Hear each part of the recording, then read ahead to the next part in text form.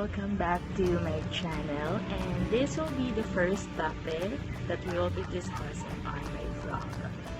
So today I will be giving you a guide, especially for the first time parents. So we all know that women gone through pregnancy, labor, and delivery, but hindi doon nagsisimula ang life mo with your baby. When you go home, that's the time that another chapter on your life will begin, okay? But I have a question. Are you prepared enough on taking care of your newborn baby? So in this video, I will be giving you tips and guide on how to feel comfortable on taking care of your newborn baby. So please keep on watching. First thing that you need to do is you need to get some help after giving birth. So meaning to say, if you're still in the hospital, you have a chance to talk to the expert. For example, the mga doctors and nurses. They are the one, they can teach you on how to breastfeed or feed your baby. Because most likely dito sa Pilipinas, they encourage mommies na mag-breastfeed kaysa sa bottle feed. Kasi marami nga namang nutrition benefits if you do breastfeeding. And then, did you know that nurses are the best resources of the information as well? Kasi sila yung time to time na nag-check sa inyo sa room, diba? So, you can ask help on how to birth, how to handle your newborn, or how to change the diapers. So, next, if kung nasa bahay na kayo, some of us are very lucky to have lolo and lola kasi they are the one na mismo ang nag-offer para alagaan yung baby nyo. So, don't regret those offer kasi they're gonna be a big help habang naghihilom ka ng mga sugat or tahi mo. So, mas maganda na kahit pa paano may kahalinghinan ka sa pag-aalaga ng newborn baby. Is handling your newborn baby. So, first thing that you need to do, this is very basic, guys. So, just to keep you reminded, mga moms, okay? So, first thing that you need to do is to wash your hands. We all know that not washing your hands can easily transmit a disease. And newborn babies have a weak immune system. So, kahit, minsan alam mo yan, kahit anong iwas mo, magkakasakit sila. So, for us to prevent that, at kung ayaw nyo magkasakit sa baby, better wash your hands. Okay? Next is support the head and neck. Ito, while you're cradling your baby, you need to always support the neck here and then the head of the baby because they don't have any control of that. Sometimes, di ba, medyo nahulog-hulog pa yung head nila. So, always do that while laying it down or if you're carrying the baby on an upright position. Third thing is never shake your baby, okay? Because did you know that shaking your baby may lead to brain bleeding or even death, okay? So, if you're trying to wake them up, let's say if you're nagpapa-feed kayo for every 2 hours and you try to wake them up, some tips, you may tickle their feet, okay, para magising sila. Or, you can, yung bublow mo yung cheeks ng baby. And one thing na sinabi ng pedia ng baby ko is you can try to warm a towel and then ipat mo siya sa likod para magising si baby. And lastly, never kiss your baby. Ito medyo mahirap para sa atin kasi we all know na minsan nakakagigil, gusto mo i-kiss yung baby, you own your baby. So, one way para ma-prevent din yung pag-transmit ng disease is to avoid kissing. Third is bonding and Okay. So, for your information, mga moms, that the first hour of or days with your infant can build a deep connection to your infant. Well, physical closeness can promote um, emotional connection. So, di ba, usually kapag pagkalabas ni baby, yung mga nurse or yung doctor, nilalagay si baby sa dibdib natin, alright, para ma-feel ni baby yung warmth ni mommy. So, ito yung tinatawag natin na unang akap or unang yakap. Okay? So, doon nagsisimula yung skin to skin. Another way for you to bond with your baby, you can cradle your baby with your arms, you know, sing a song where you're cradling your baby, stroking him on a different pattern, sa likod, sa harap, or pwede din yun, skin to skin kapag nag-nurse kayo. And also, infant massage. That is very important, infant massage. But be very careful, guys. Kasi nga, diba, medyo infant is maliit sila. So, make sure that you massage them gently, not hard, kasi baka naman mabalikan sila. Guys, babies love sounds.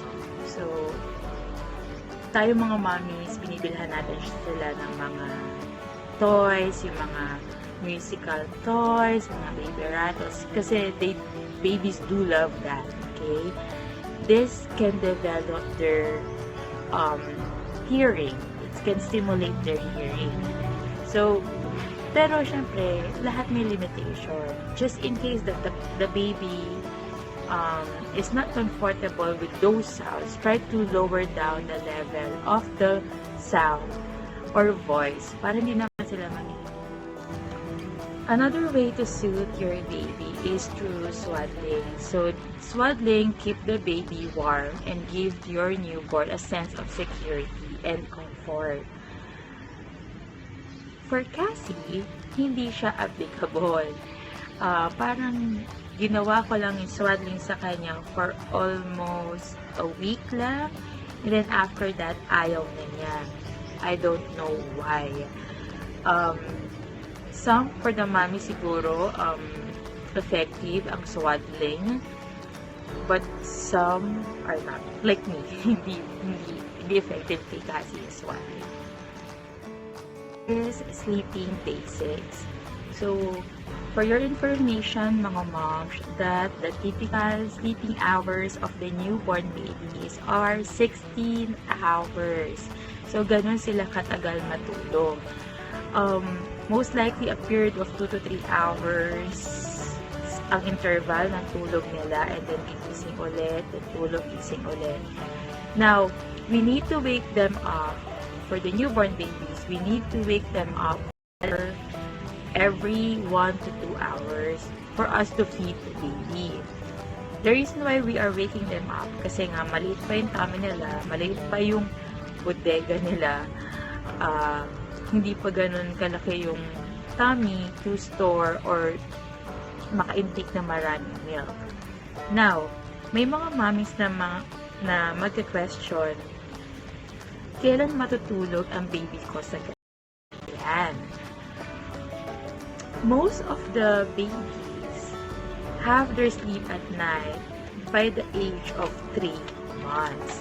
But just in case, mommies na hindi pa rin sila natutulog ng gabi by that age, or pinupuyat pa rin na kayo, make a daily or sleeping routine or sleeping patterns.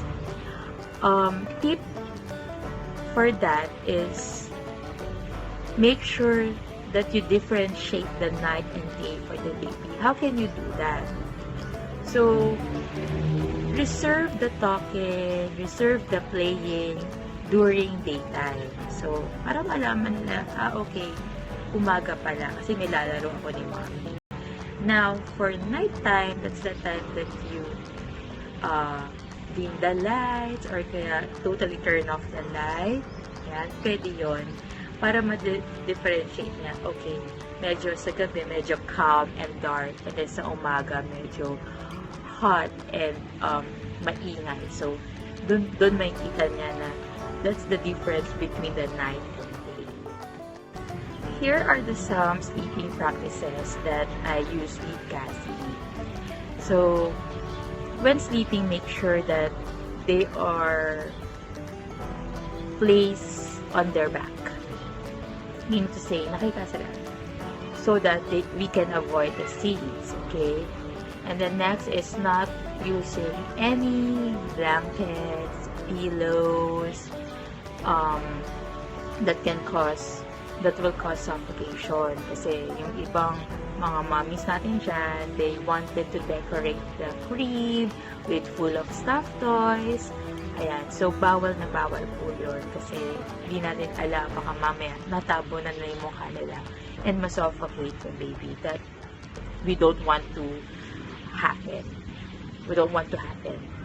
And then lastly is to alternate the position of the head. So, meaning to say, on the first hour, this head ang nakahiga. Second hour, ito naman, para hindi magkakaroon na tinatawag nating flat spot sa ulo ni baby. All about diapering. So, I have an advice for you mga moms na kailangan pag mag-change kayo ng diapers ng babies nyo, is make sure na ready kayo. Meaning to say, you have all the supplies para hindi nyo na iiwan si baby unattended sa isang car. So, what are the things that you need to, what are the items that you need to be ready or kailangan nyo i-ready? First is, syempre, clean diaper. It can be disposable diaper or cloth diaper. It depends on your preferences. Second, diaper cream or diaper ointment. Guys, a newborn or infant are very prone to rashes. Especially kapag baby girl. Hindi ko alam. Pero kasi diba, time to time they have a wet poops or dahil kasi breastfeed ako sa kanya, kaya siguro time to time nagpupupo siya, tendency na i-irritate yung skin niya. So, yun, kailangan na may diaper cream or diaper ointment kayo naka-ready. Next is wipes or cotton balls na binabad sa water. I highly suggest that you use cotton balls na binabad sa water. It's because ang wipes, hindi ko naman sinisira ng wipes, they do have a chemicals na pwede rin ma-irritate yung puwet ni baby. So, tsaka may ibang wipes na medyo rough. Okay?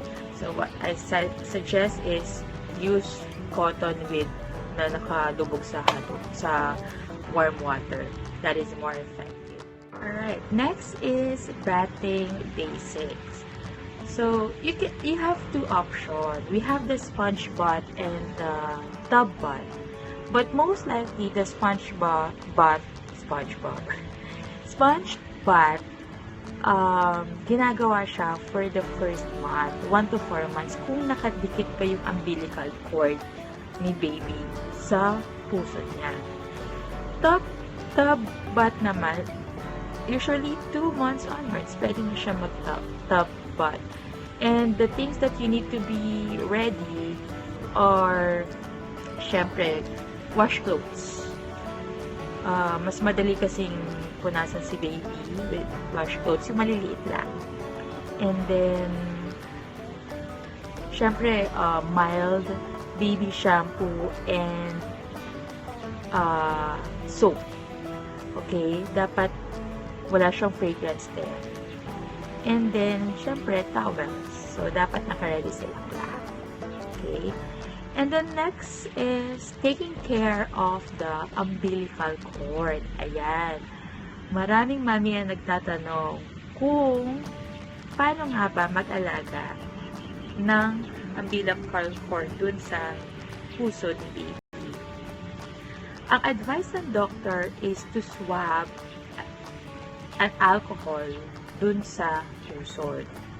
So, make sure that you use 70% isopropyl, mga mom.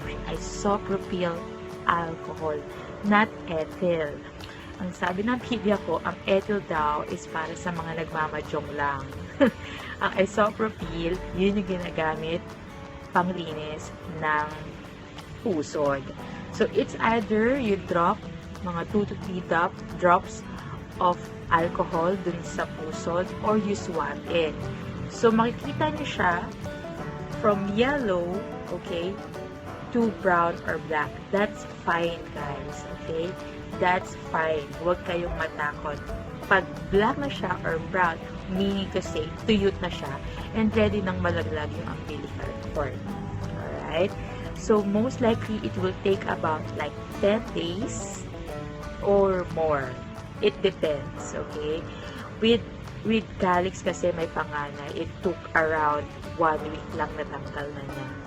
However, nung kay Cassie, it took around mga 2 weeks bago matanggal yung umbilical cord. But sometimes, yung iba ayaw nang pinapakialaman yung usod. Leave it as it is na lang sila. So, better talk to your doctor about it. Okay? This is feeding and birthing. So, na-mention ko na kanina dun sa Sleeping Basic that we need to feed the baby for every 1 to 2 hours. Okay? So, make sure nagigisingin natin si baby every 1 to 2 hours. Why? It's because para magkaroon naman ng weight si baby. Ako, on my case, pinanganak ko si Cassie for like 2.7 pounds only.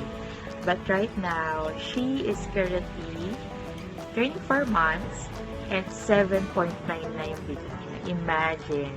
That's pure breastfeeding, guys. And I follow the 1 to 2 hour rule of feeding the baby. Okay. So, how would you know if you're giving enough milk kay baby?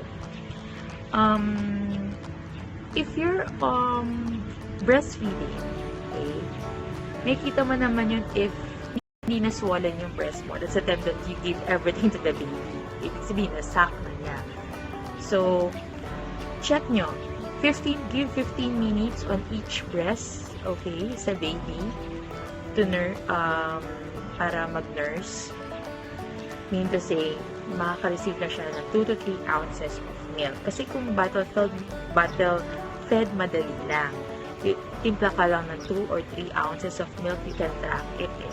Pero kapag breastfeeding, hindi. So, what I advise, guys, 15 minutes each breast.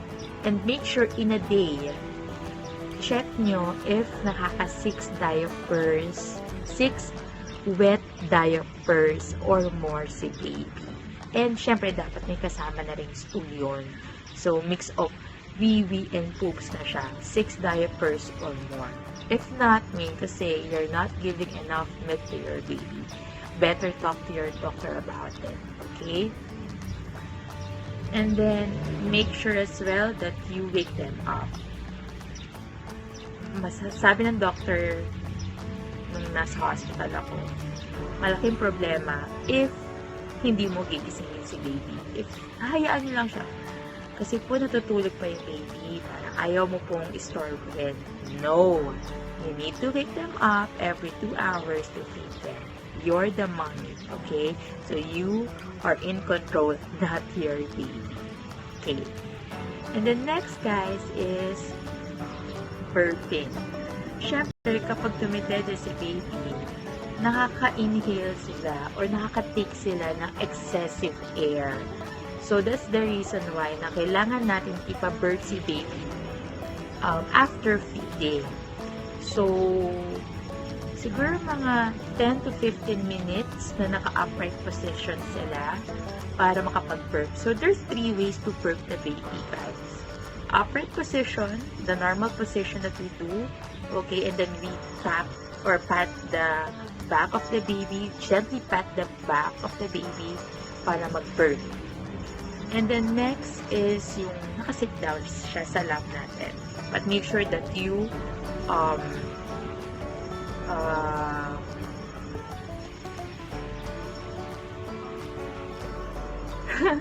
make sure to ano nga ba yung word na yun? Support there. Make sure that you support the chin. Kasi di ba nga sabi ko sa inyo on the early discussion na wala pang control si baby sa head and neck nila. And then lastly is yung naka-face down. Yan. When naka-face down, you simply rub the back or tap the back of the baby. So there you go guys, that's the end of the video. So mga moms, huwag kayo mag-worried. If hindi nyo kayang alagaan, if you feel hindi nyo kayang alagaan yung baby nyo in the first week na lumabas sila. Kasi on my case din naman din, natakot din ako na alagaan si Cassie or si Calix noon kasi masyado silang maliit. Takot akong hawakan talaga sila. But don't you worry, you'll develop a routine in 2 or 3 weeks in time, and that's gonna be a parenting like a pro, guys. So that's about it for this video, and please click subscribe and also like and share, or you can do comment as well on this video, alright, if you find it very informative. So thank you for watching. Bye mga mom.